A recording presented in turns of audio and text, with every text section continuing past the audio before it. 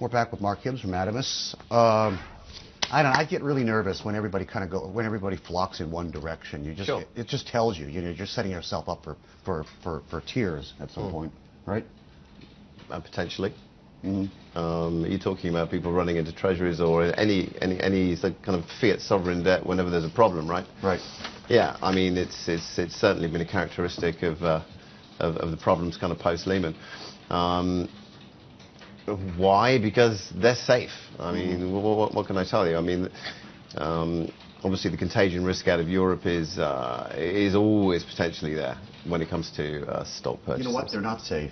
They're not safe. You know, you get some commentary from the Fed saying that, oh, you know, we're probably not going to keep this going as long as we thought, and there the bomb goes off like this. Sure. I mean, people don't trust people are starting not to trust banks. That's why finally, we're actually seeing some people go into Maple Leafs and Krugerrands right now. Gold at well over 1,600 an ounce for the first time in I don't remember how long. Yeah. I mean, real hard assets. Well, one presumes that people are frightened of inflation.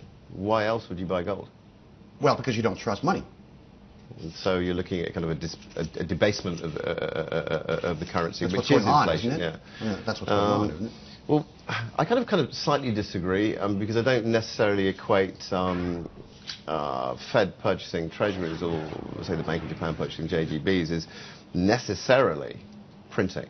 It looks to me more like an asset swap, in as much as you're essentially taking those government bonds away from the private sector, as it were, sticking them on your balance sheet and then giving them cash in return, which technically I would define as deflationary.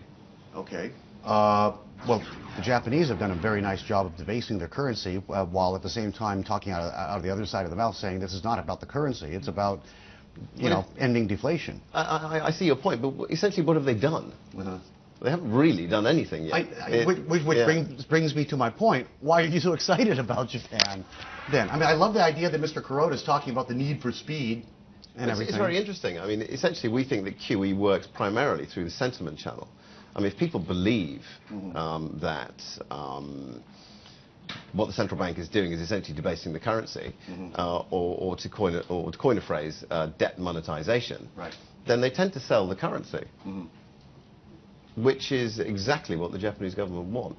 So you don't actually need to do anything apart from suggest that we will increase the pace, we will use open-ended asset purchase programs, la-di-da, and all of a sudden, as if by magic, the yen moved from 76 to 95. Right. Okay, so as long as they can keep the mood going and keep the illusion up, that's all you need. Precisely. I mean, we think what's so powerful about what the Japanese have done, and really they had no choice but to essentially grasp the nettle, is that you have essentially fiscal policy and monetary policy moving in the same direction at the same time.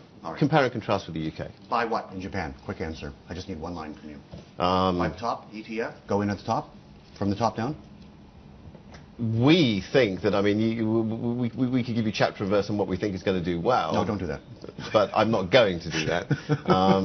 We think, look for inflation, look for the companies that are going to benefit from the weekend. Okay. Mark, good to see you.